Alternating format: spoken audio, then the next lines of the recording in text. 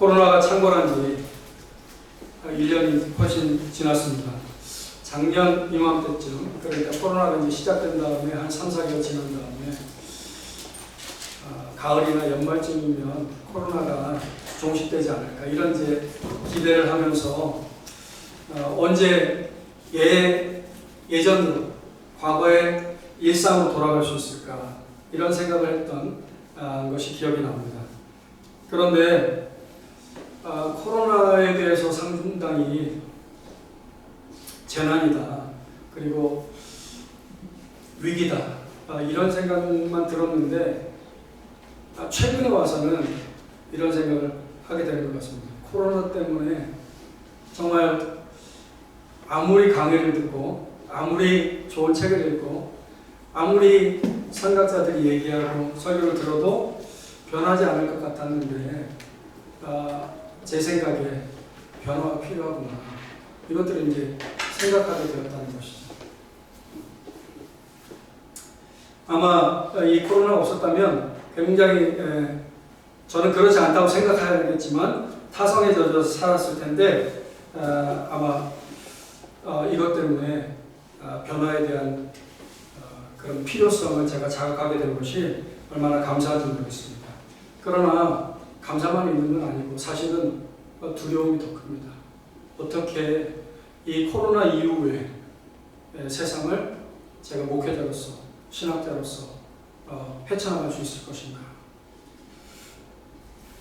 예를 들면 최근 이제 그 카이스트 총장님 새로 선출되셨더라고요. 이광영 총장님이라는 분인데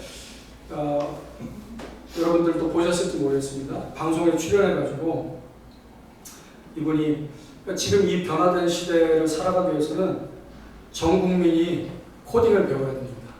코딩만 배워도 먹고 살 수 있습니다. 이렇게 강조하는데 한편으로는 변화가 필요하다는 걸 아니까 또 우리 여기 지금 계시는 유상진 전사님 컴퓨터 전문가시고 가르치시고 하시니까 저한테 우리 학교도 컴퓨터를 가르쳐야 됩니다, 이런 얘기를 하셨거든요. 그런데 정말 이런 것들이 한꺼번에 몰려오면서 그래, 이런 것들을 공부해야 되겠구나. 그런데 내가 정말 따라갈 수 있을까? 이런 두려움이 있는 것이죠. 아마 여러분들도 비슷한 생각들을 갖고 있지 않을까 이런 생각을 합니다. 그래서 오늘은 이 요셉이라는 인물을 통해서 이 위기의 시대, 이 변화의 격변의 시대를 살아가는 우리가 어떻게 정말 하나님이 원하시는 방향대로 살아갈 것인가. 그런 인물을 찾다 보니까 성경에서 가장 먼저 떠오르는 인물이 요셉이었습니다. 지금 이제 4차 산업혁명, 그리고 코로나, 비대면, 1인 가구, 정말 우리가 이전에 겪어보지 못했던 이런 것들로 대변되는 시대입니다. 그런데 요셉이 그거에 견줄 만한, 비견될 만한 7년 계속해서 풍년이 들고 7년 계속해서 흉년이 드는 그런 풍년과 기근의 상황 속에서 사실 오늘 본문에 읽은 것처럼 국가의 존망이 아니라 온 민족, 인류의 존망이 걸려있는 그런 상황 가운데서 요셉이 그 당시에 쓰임받았다는 것입니다. 어떻게 요셉이 쓰임받을 수 있었습니까? 첫 번째로 하나님이 함께 하셔야 합니다. 이상하게 들리시지 않으세요? 우리가 하나님과 함께 해야 됩니다. 그러면 어떻게 우리가 좀 해볼 수 있을 것 같아요. 그런데 본문은 하나님이 함께 하셨다, 요셉과 함께 하셨다, 이렇게 얘기를 해요. 창세기에 5번에 걸쳐서 형통이라는 단어가 나오는데 그 형통이라는 단어가 24장에 그 아브라함의 종에게서 2번 사용되었고, 이 39장에 보면 제가 한번 챕터 때 설교한 것 같기도 한데 이 요셉에게만 유독 3번이나 형통했다는 말이 나오는데 39장 2절, 3절, 그리고 마지막 절입니다. 23절. 여호와께서 요셉과 함께 하심으로, 여호와께서 그와 함께 하심을 보며 또 이는 여호와께서 요셉과 함께 하심이라. 요셉이 하나님 하나님과 함께한 게 아니고요. 하나님이 요셉과 함께 하셨대요. 그러면 이 부분은 우리의 영역 밖입니다. 그렇죠? 우리가 할 수 없어요. 근데 제가 지금 첫 번째 하나님이 함께 하셔야지 이 위기의 상황을 겪어나갈 수 있습니다. 헤쳐나갈 수 있습니다. 그랬는데 그러면 하나님께서 어떻게 요셉처럼 특별한 사람만 쓰신다는 얘기인가? 우리가 할 수 있는 방법은 없는 것인가?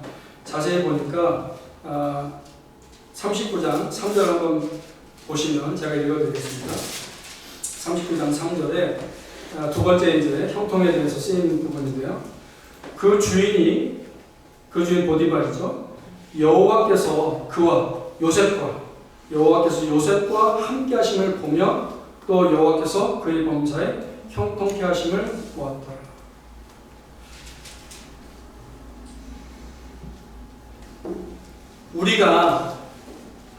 제가 하나님과 함께 합니다. 제가 이렇게 기도 시간을 많이 갖고요. 성경을 이렇게 열심히 묵상하고요. 이런 것들 가지고 얘기하지 않았습니다. 지금 하나님과 함께 하시는지 함께 하시지 않는지 기준을 지금 어디에서 찾았냐면 불신자인 보디발의 눈을 통해서 비춰진 요셉의 삶이었습니다. 누가복음의 기도에 대해서 예수님께서 말씀하실 때 바리새인의 기도를 얘기하시면서 이렇게 얘기합니다. 누가복음 18장 11절 12절에 바리새인이 서서 따로 기도하여 가로되 하나님이여 나는 다른 사람들 곧 토색, 도리, 간음을 하는 자들과 같지 아니하고 이 세리와도 같이 아니함을 감사합니다. 나는 일에 2번씩 금식하고 또 소득의 11조를 드리나이다. 우리가 하나님과 함께 하려고 하면 마치 이 바리새인이 주장했던 것처럼 우리의 어떤 종교적인 삶에 대해서 계속 얘기해야 될 것 같습니다.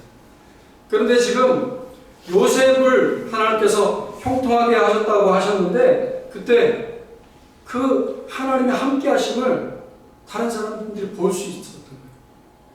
다시 얘기하면 종교적인 삶이 아니라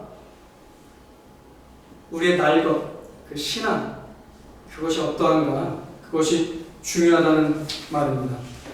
그것이 내가 굳이 다른 사람들에게 말하지 않아도 다른 사람들이 볼 수 있을 만큼 투명하고 분명하고 확실하게 우리의 삶 속에 녹아들어 있을 때 그때 하나님께서 이 위기의 시대를 극복하게 하시는 하나님의 사람을 쓰신다는 말입니다.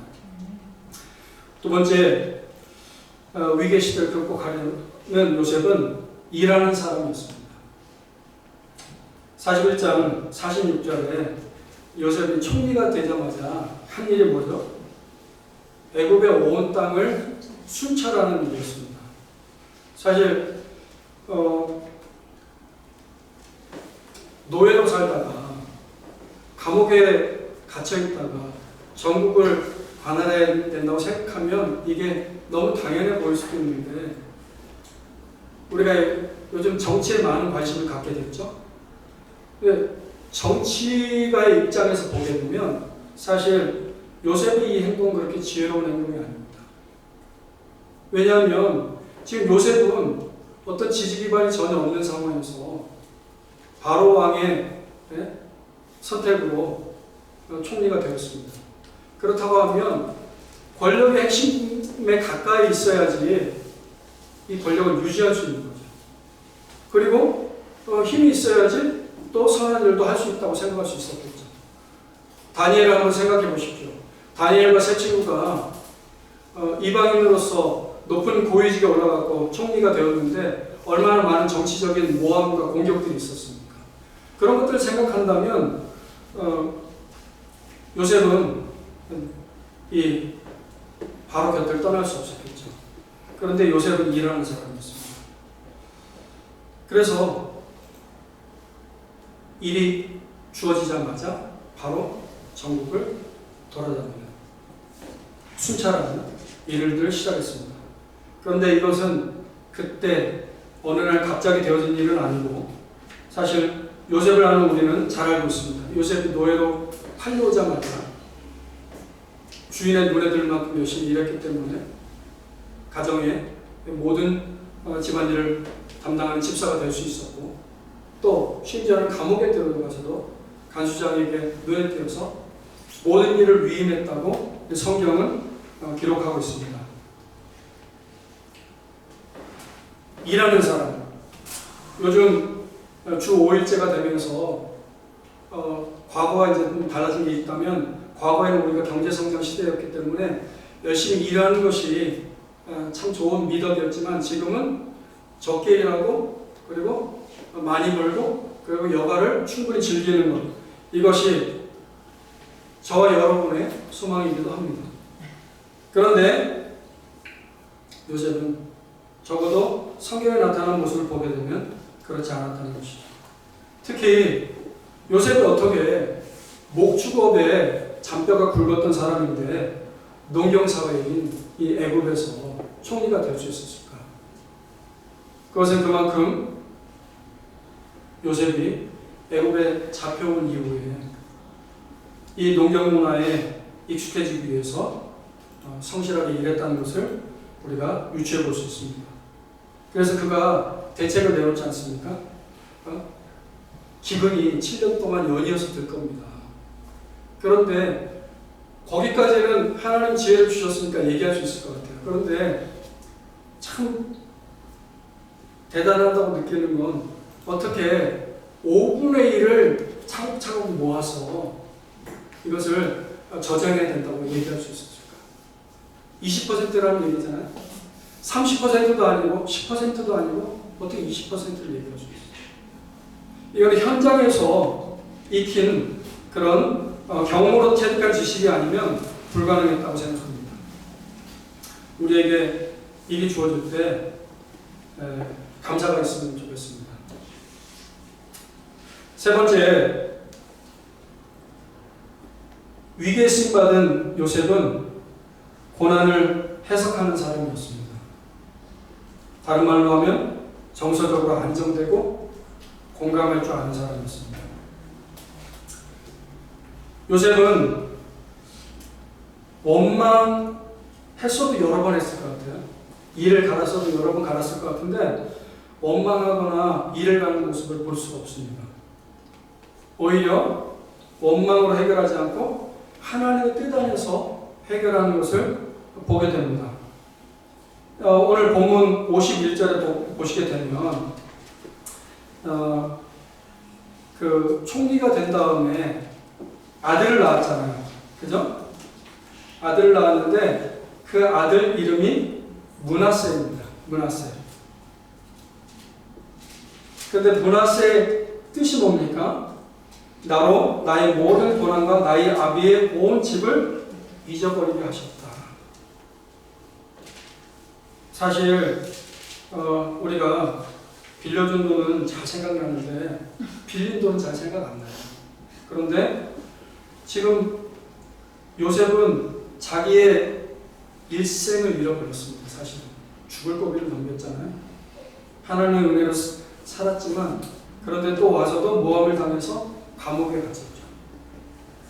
얼마나 많은 원수들을 이를 갈면서 내게 기회만 주어진다면, 내게 힘이 생긴다면, 권력이 있다면 언제든 복수하리라, 이렇게 마음먹을 수 있었을 것 같아요. 꼭 잔인하게 죽이는 방법이 아니라도 괴롭히거나 아니면 어떻게 나쁜 짓을 할까 생각할 수 있었겠죠. 그런데 요셉은 그런 내용이 드러나지 않습니다. 오히려 아버지가 죽은 다음에 요셉의 형들이 와서 자기들이 이제 목숨을 부지하지 못할까봐 야곱이 죽은 다음에 요셉에게 와서 간청하잖아요. 그때 요셉이 이렇게 얘기하죠. 두려워 마세요. 내가 하나님을 대신하겠습니까?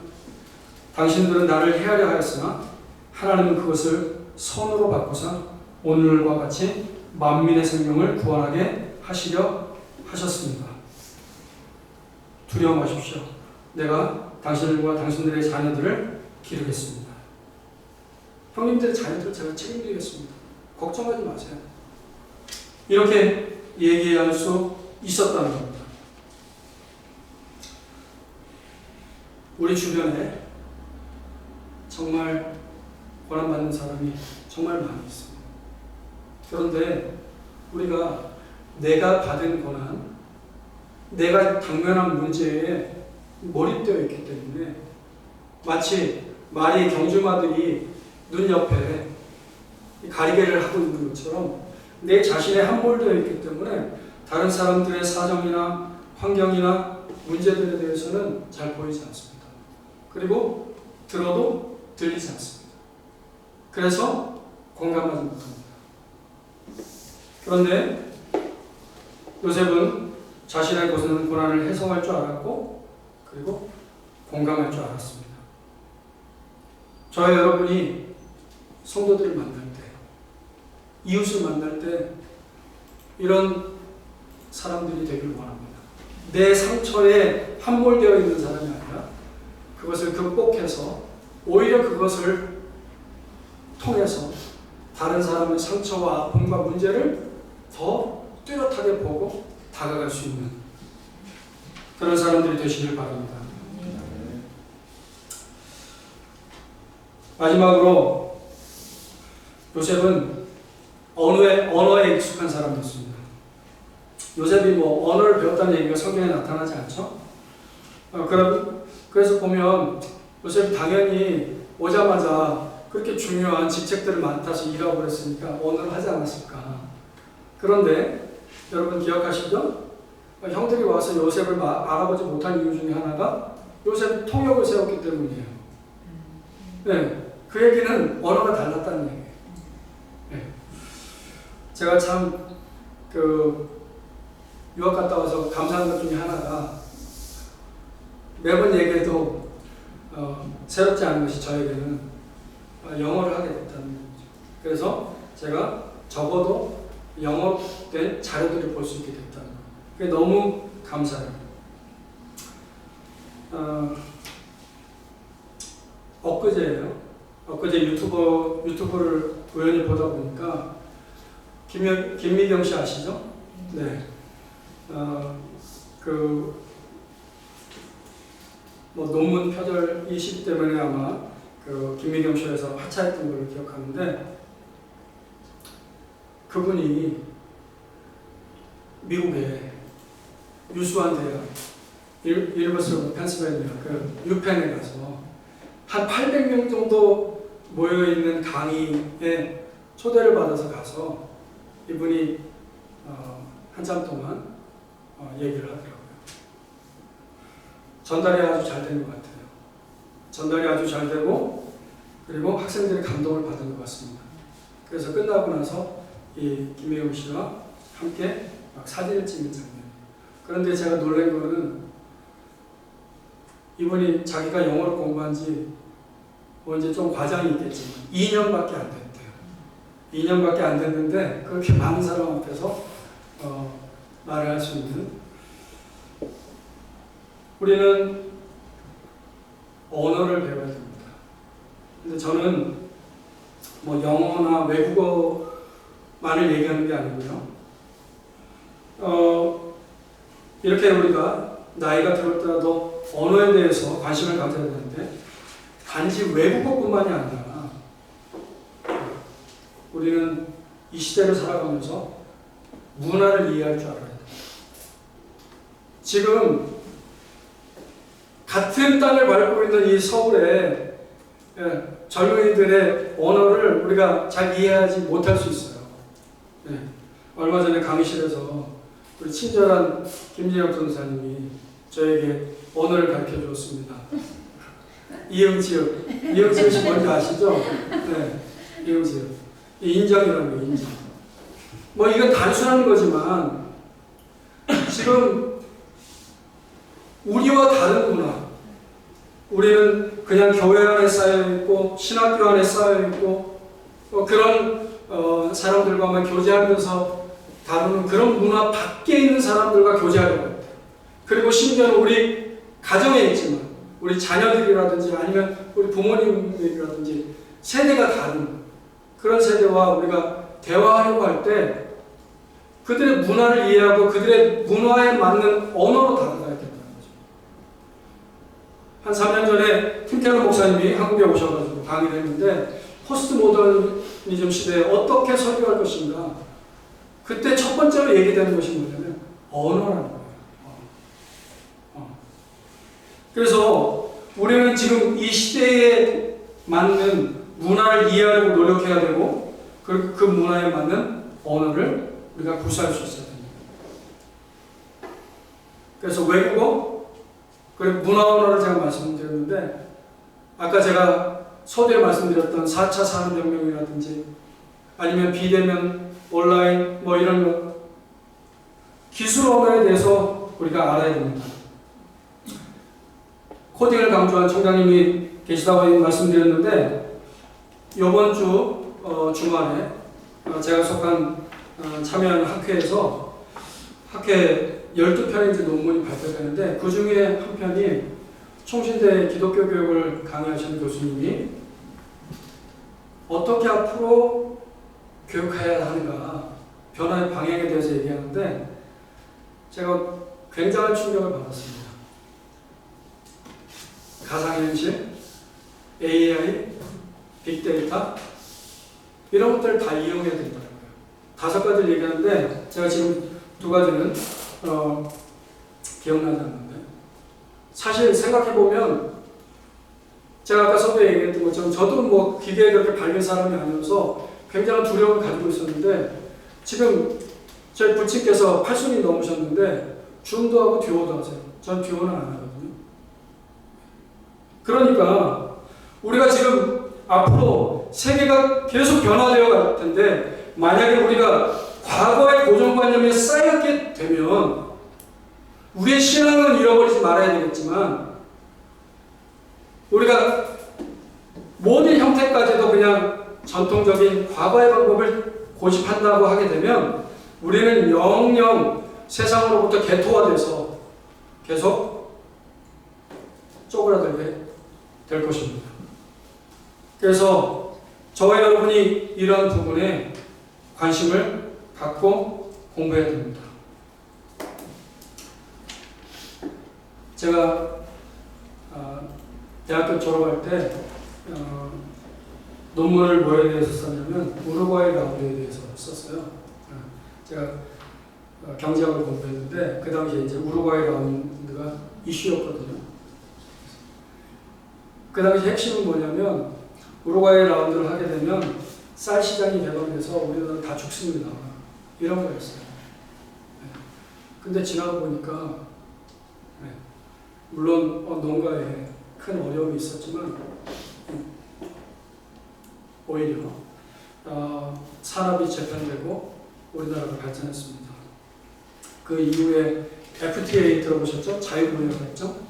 FTA가 진행되면 우리나라 자동차 산업, 특히 영화 산업, 헐리우드 영화가 들어올 것이고 그 다음에 미국이나 유럽의 자동차들, 선진국의 자동차들 들어오면 세금의 장벽이 없어지니까 그러면 우리나라 자동차 산업 죽습니다. 그랬거든요.